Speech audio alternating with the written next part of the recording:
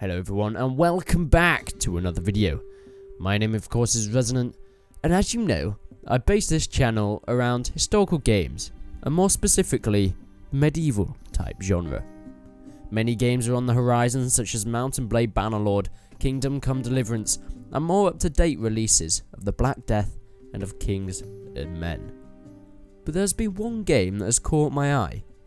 Ubisoft are well known for making the series such as Assassin's Creed and the Far Cry franchises, but are dipping their fingers into a new genre, which makes me very excited. Many games of the medieval/historical genre are made by smaller or indie companies. Whilst they all have their own charm, I am really excited to see what a big company like Ubisoft can do with this. So, what is For Honor?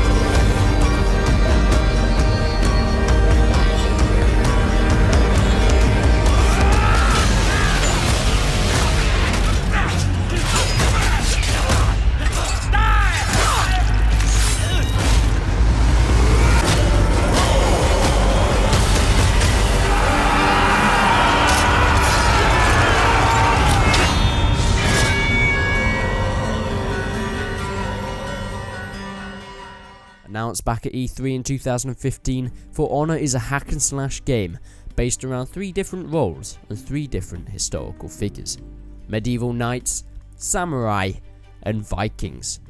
Of course, these soldiers will have not actually come face to face on a real battlefield, but the game For Honor is said to be set in a medieval fantasy setting, giving endless possibilities to level type and lore. The 3 historical figures all have their own faction name. The knights are known as the Legion, the samurai are the Chosen, and the Vikings are named the Warborn. With these factions, the player will have the choice to pick 4 classes. The Vanguards have impressive offense and defense capabilities. The Assassins are fast and quick-witted. They can outmaneuver many enemies in duels, yet deal less damage in their own strikes. The Heavies can take more damage, yet are slow to attack themselves. On the battlefield, they are seen to be the tanks of the medieval fantasy world. And finally, there's the Hybrids. They are known to have a combination of skills of all the 3 other types. They are also capable of using their own special, uncommon skills. So I've told you a quick overview of the class system and the background behind it For Honor. Let's get into the multiplayer.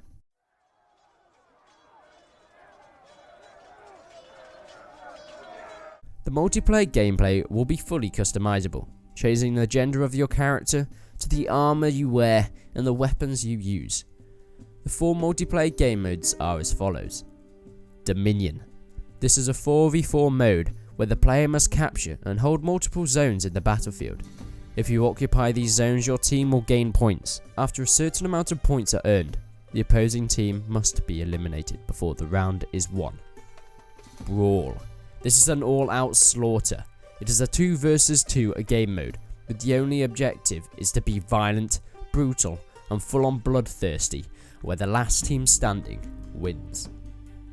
Duel. Of course, the name is in the title. Many of you know how Duel works. It's a 1v1 game mode, and may the best warrior win.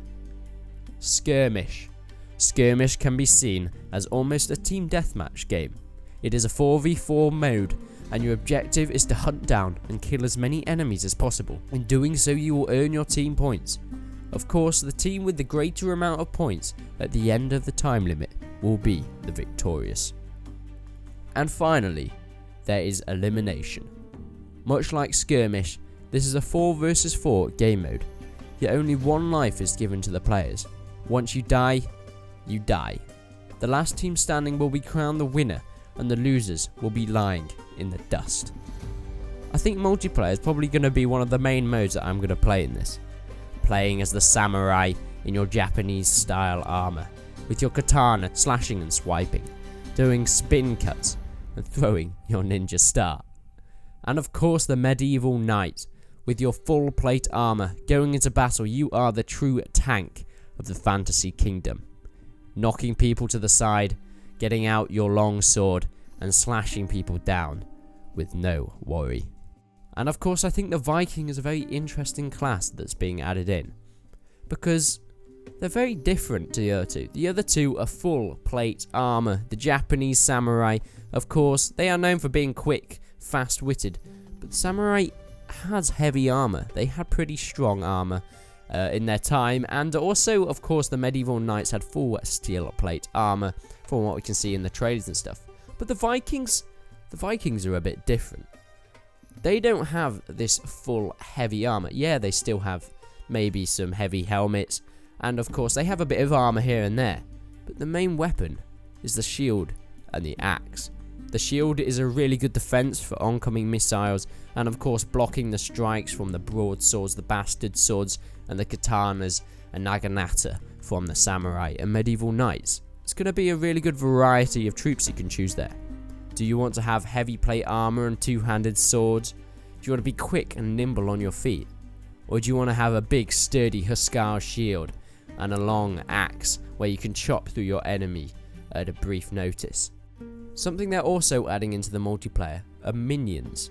Now, many of you will probably realise what minions are, and when you take certain points, you'll gain certain advantages like calling in arrow barrages and things like that on the Dominion game mode. But they will also be adding things in where you can get little minions, so you'll have more troops fighting on your side, but they are AI controlled troops, so you won't just be fighting. You may be thinking, 4v4, that's not very many players. But then you've got to remember, there's going to be a lot of AI in the game as well. You're going to be fighting AI as well as the players, and of course it's just going to be an all-out brawl, an all-out fight to the death.